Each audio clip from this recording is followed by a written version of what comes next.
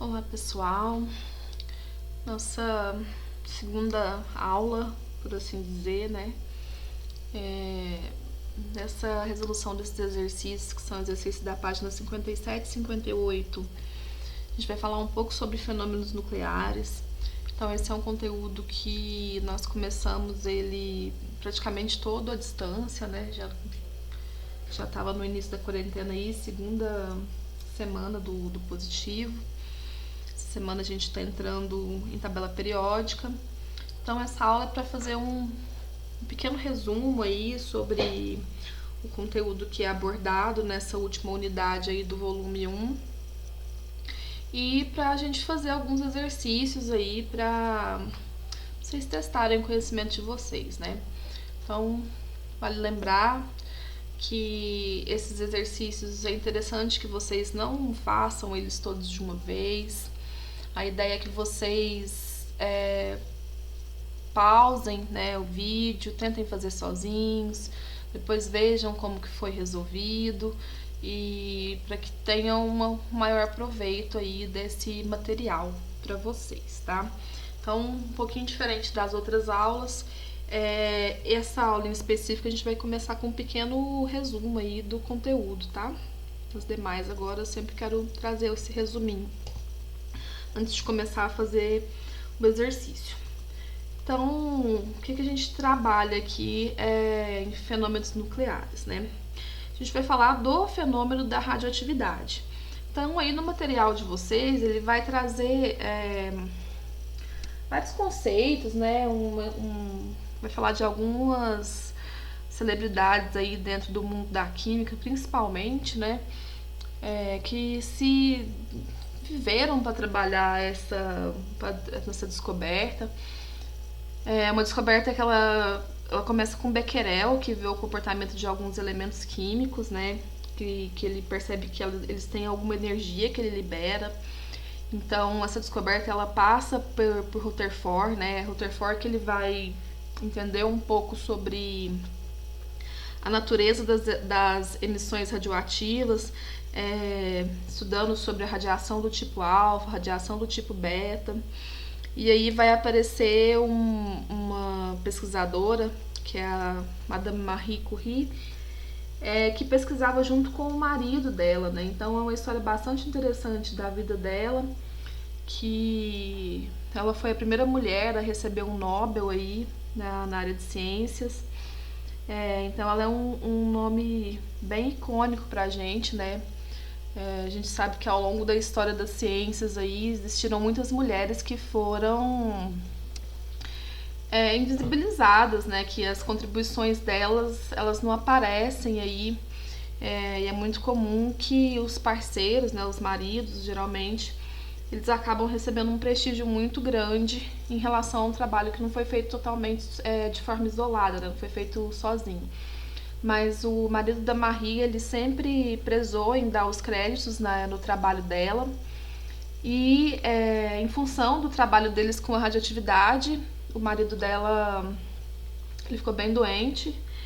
Ele morre antes dela, apesar que acho que foi de um acidente, ele não chegou a morrer efetivamente da radiação. E ela continua pesquisando, né? Depois a filha dela vai somar com o trabalho dela, e é do trabalho da Marie com a Irene, que é a filha, que vão surgir aí os primeiros equipamentos de raio-x aí na época de guerra. Então, para quem gosta dessa parte de história das ciências aí, é uma história que vale a pena conhecer um pouco sobre essa descoberta. No YouTube tem muitas histórias que falei sobre história da química, livros sobre isso. E aí vai do interesse de vocês em saber um pouquinho mais, tá? Então vamos fazer um resumão do que foi falado.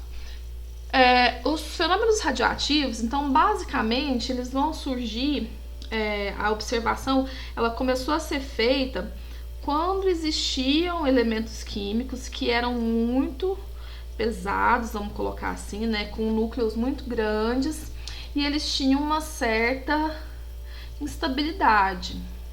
Então você imagina um tanto de carga positiva confinada aí no mesmo espaço, esse núcleo ele começava a ter um pouco de instabilidade.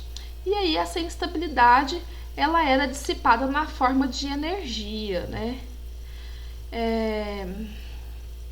E aí dessa energia ela começou a ser estudada, né? Que comportamento que era, que tipo de elemento que ia acontecer essa instabilidade e como que essa energia se dissipava.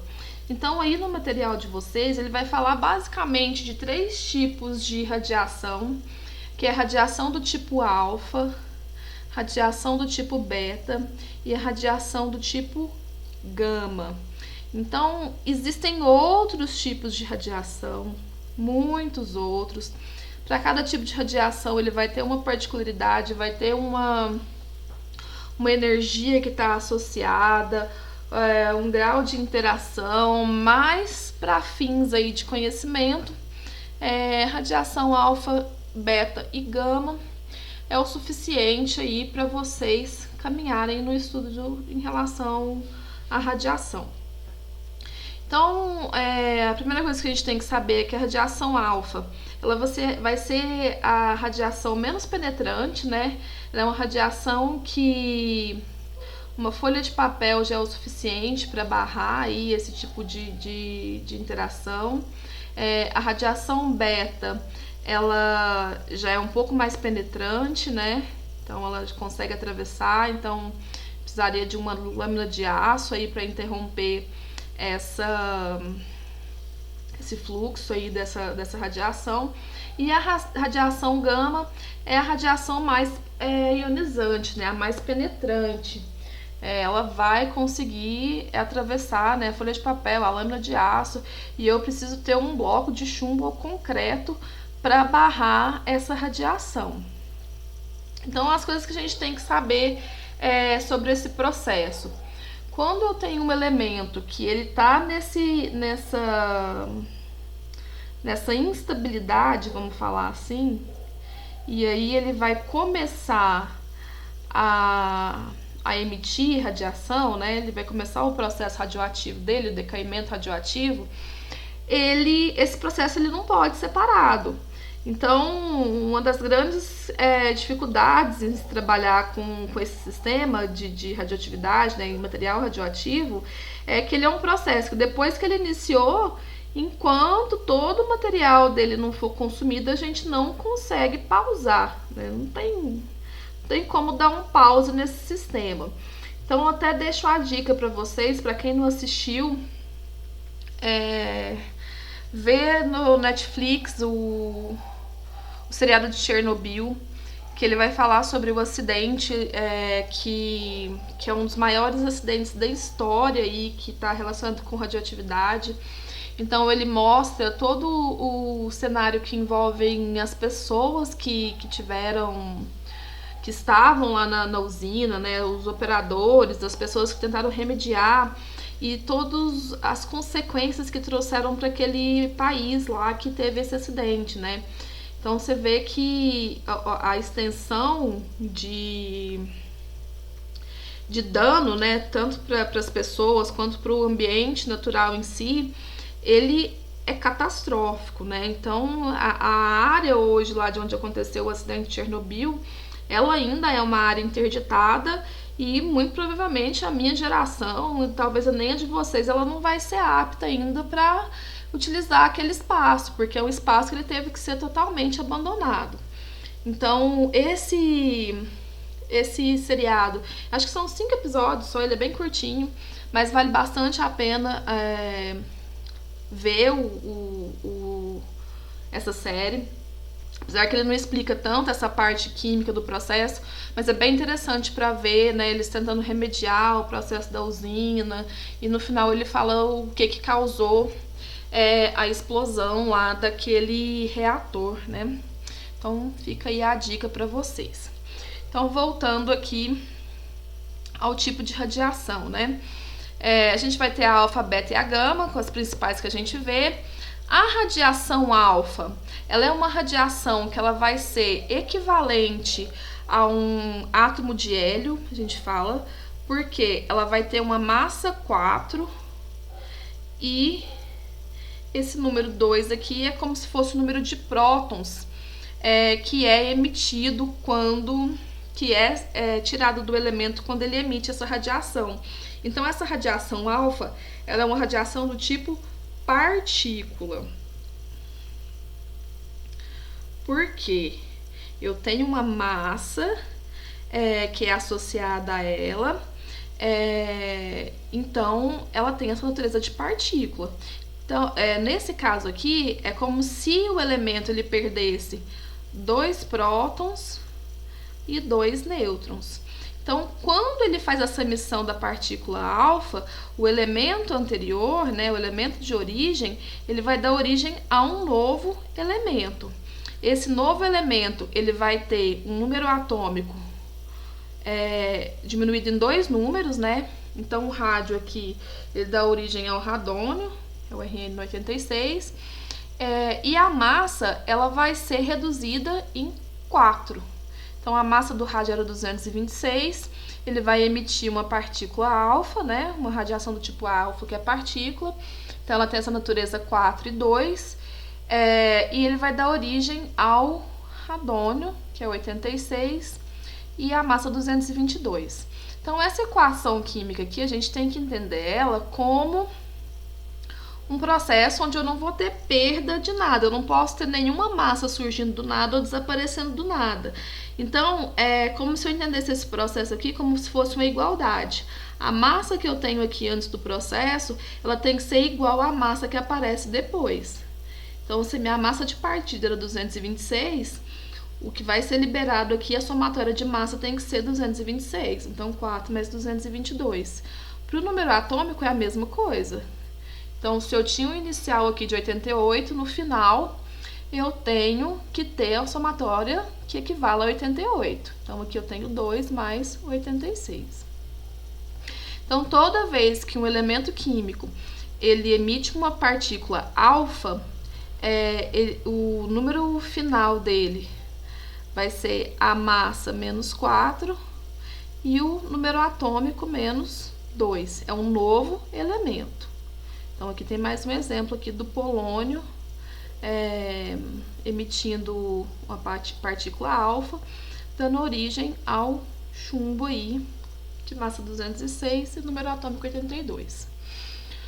Outro tipo de partícula que a gente tem é a partícula beta. Então, a partícula beta, embora ela tenha massa desprezível, ela vai ter uma diferenciação aqui em relação ao número atômico.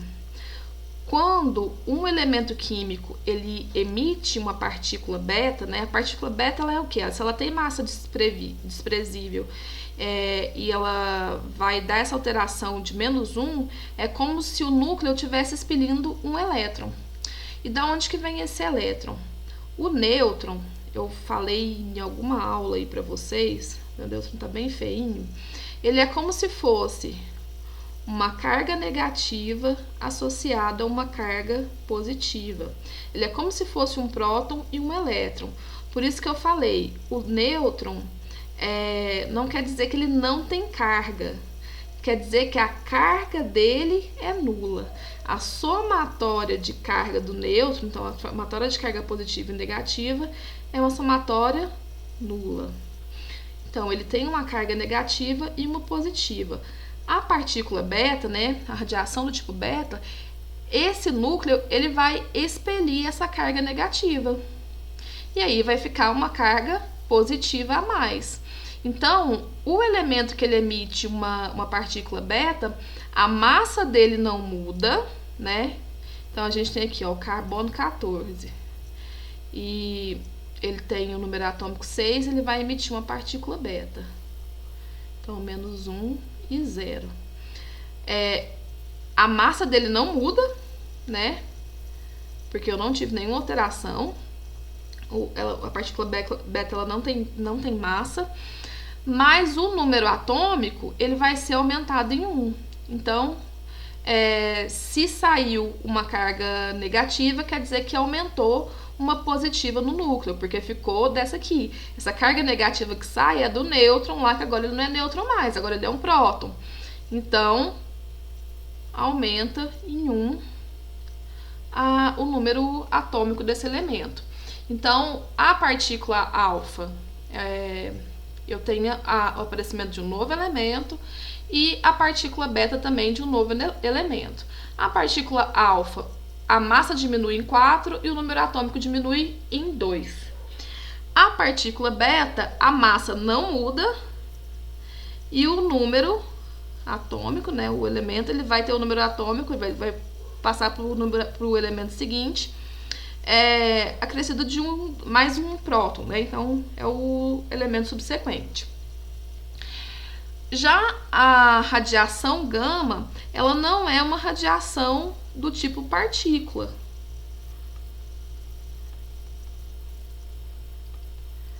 Ela é somente energia. Então, se eu tenho um elemento aqui que ele vai emitir uma radiação beta, uma radiação do tipo gama, eu não vou ter alteração nele, porque ela não tem nenhuma especificação nem de massa e nem de próton que vai ser alterado. Então, o elemento ele só emite a energia e permanece sendo o mesmo elemento químico. Então, informação que às vezes a gente não para pensar. Eu posso ter um mesmo elemento químico que ele vai simultaneamente emitir vários tipos de radiação. Então, ele pode emitir uma radiação do tipo alfa, do tipo beta, do tipo gama. Então, eu tenho que ver ao final do que ele emitiu qual que vai ser o final desse processo, né? Então, eu vou ter um número aumentado, diminuído, depende da natureza do tipo de partícula que ele está emitindo. Então, é um pouquinho complexo isso, porque a gente não tem só esse tipo de partícula. Então, a gente tem que pensar como um sistema bastante dinâmico, tem várias informações acontecendo. Quem assiste Simpsons, às vezes vai ver que na abertura dos episódios, ela na usina nuclear, sempre tem o reagente deles lá que eles usam da usina, ele é fluorescente. Então, a fluorescência, ela também é um tipo de energia, né? É uma energia que está sendo dissipada daquele sistema. Daí, vou falar mais um pouco como que funciona a usina nuclear. Então, tem várias dinâmicas acontecendo nesse processo de radiação. A gente vai ver basicamente isso daqui, que é alfa, beta e gama, que é o que é mais cobrado em vestibular. Então, nesse tópico também, ele foi falado sobre o decaimento radioativo, né? O tempo de meia-vida. Então, o tempo de meia-vida, que é o T-meio, né? É o tempo que aquele material radioativo ele vai levar para cair a metade. O tempo mesmo, o nome mesmo já fala. Quanto tempo esse material ele leva para ser reduzido à metade. Então, por exemplo, aqui do carbono 14, que é um isótopo radioativo, o tempo de meia-vida dele é de 5.700 anos. Então, é com base nesse tempo de meia-vida do carbono aqui que dá para fazer esse datamento de fóssil, desse material que é encontrado aí em escavações. Porque a gente sabe a quantidade de carbono 14 que existe no corpo normal, né? No corpo vivo, vamos colocar assim. Então, faz esse datamento para ver quanto do carbono ainda existe naquele fóssil. Então, com base no remanescente, que dá para estimar aí quanto tempo que esse material tá lá soterrado, né? Quanto tempo que faz que aquele fóssil ele não está vivo mais. Porque o entendimento é que a cada tempo de meia-vida, o material ele cai pela metade. Então, por exemplo, ele partiu aqui de 100 miligramas, né? É quando eu vou começar a observar o meu sistema. Então, quando passou o primeiro tempo de meia-vida dele, se ele era 100, ele caiu a metade, que é 50 miligramas. E aí, a hora que passar mais outro tempo de meia-vida, que é 5.700 anos, a quantidade vai cair de novo pela metade. Então, aqui dividiu por 2, né, que é metade, aqui dividiu por 2, e assim vai sucessivamente.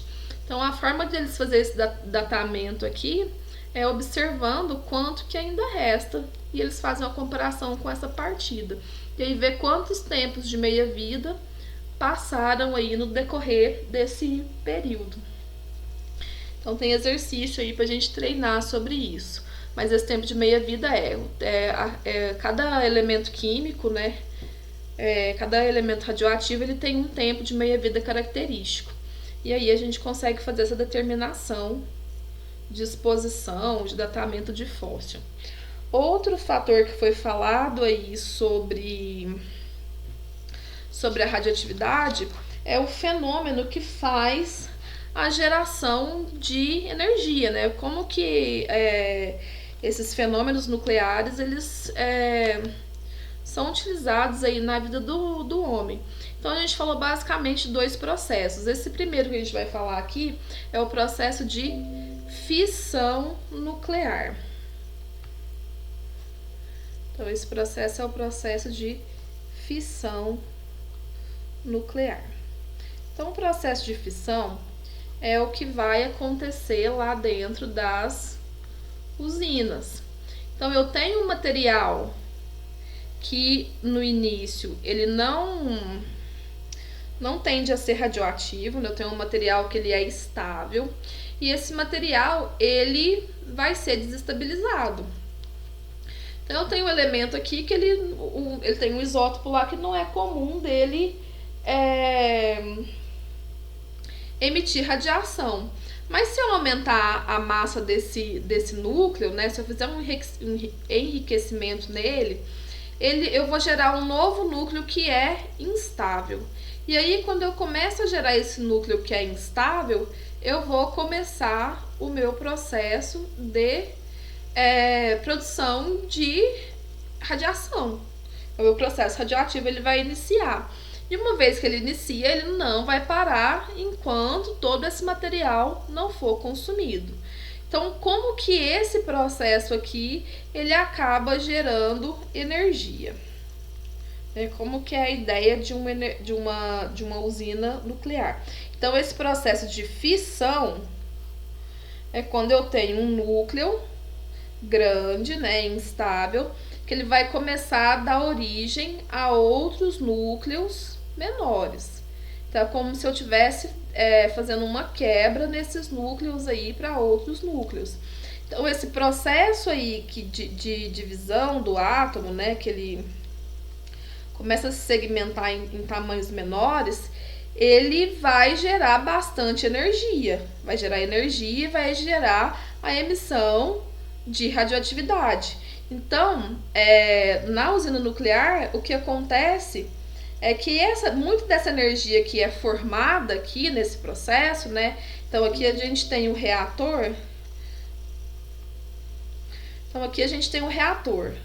O reator é onde meu núcleo lá instável ele vai começar aquele processo de quebrar o núcleo lá, né? Ele começar a reação dele, começando a emitir a radioatividade. Só que junto com a partícula alfa, beta, gama, entre outras, esse processo ele vai liberar calor também. Então, o que acaba gerando energia na usina nuclear é esse calor dessa reação do núcleo, né? Porque todo esse processo radioativo é o núcleo do elemento que está sofrendo a transformação. A gente não está falando nada do elétron aqui de fora. Então, essa carga negativa que a gente emite lá quando a gente está falando da partícula beta é uma partícula que vai partir exclusivamente do núcleo. Então, esse processo aqui de emissão radioativa, ele libera uma certa quantidade de calor, né? E esse calor aqui, ele vai movimentar uma turbina. Então, a geração da energia nuclear, ela gera bastante energia, só que a gente tem um inconveniente que é o resíduo, né? gente tem um resíduo que é bastante tóxico, porque chega num ponto que essa energia, esse calor, ele não é suficiente mais para rodar essa turbina. E aí você tem que começar um processo novamente, retirar aquele material que já foi utilizado. E só que ele não está emitindo calor suficiente, mas ele está no processo radioativo, né? Emitindo partícula alfa, emitindo partícula beta, emitindo partícula radiação do tipo gama, que não é partícula. Esse aqui não vai parar.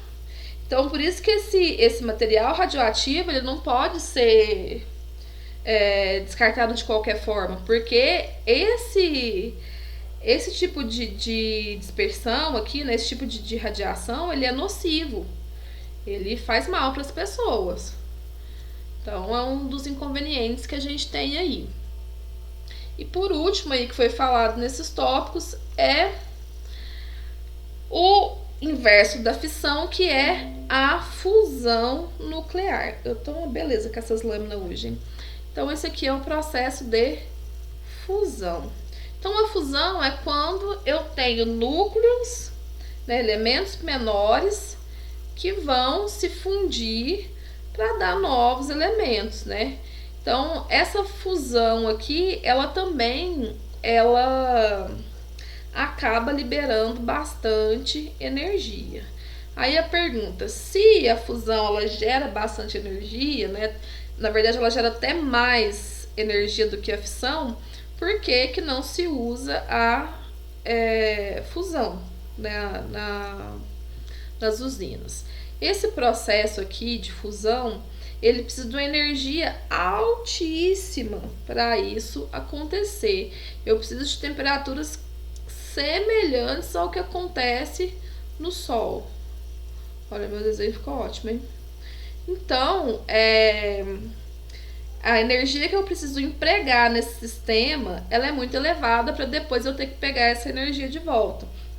Porque se a gente fala em gerar energia, a gente está falando que tem um custo para que isso possa acontecer. Então, acaba que mesmo que esse processo ele gere bastante energia, ele não é tão assim legal, porque eu preciso romper essa barreira inicial aqui para fazer com que esses elementos, né, eles queiram se fundir.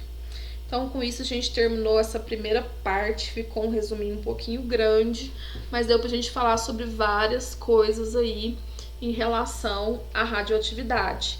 Então, no próximo vídeo, a gente começa a resolver os exercícios.